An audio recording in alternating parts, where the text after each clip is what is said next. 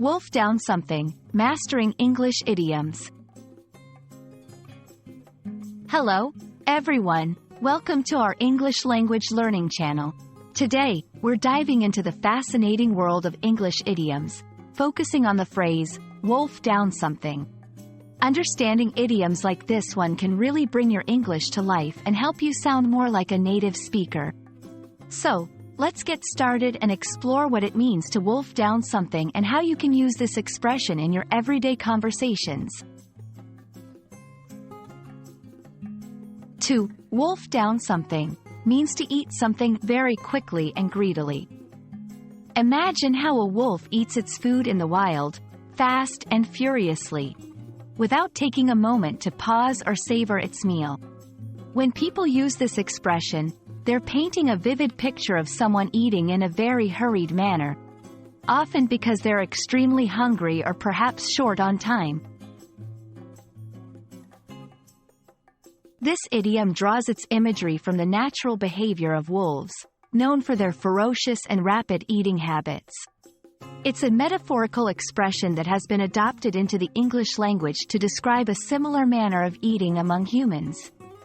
The phrase, wolf down, captures the essence of eating with urgency and voracity, and it's a great example of how the English language often uses characteristics of animals to describe human behavior.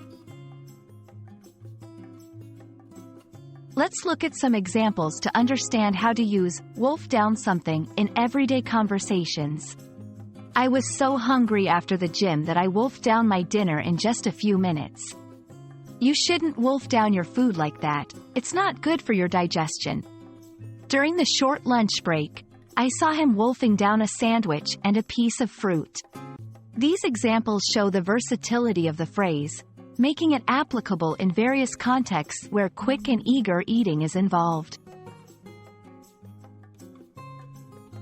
1. Context is key.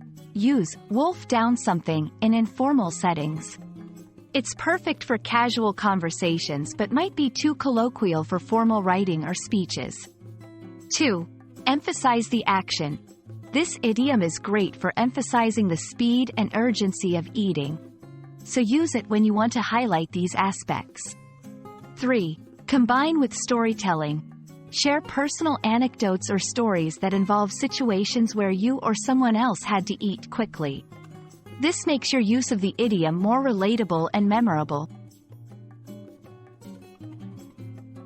And there you have it, a deep dive into the idiom, wolf down something. We hope this video has not only expanded your vocabulary but also given you insight into the colorful and expressive nature of English idioms. Remember, incorporating idioms like these into your speech can make your English sound more natural and fluent.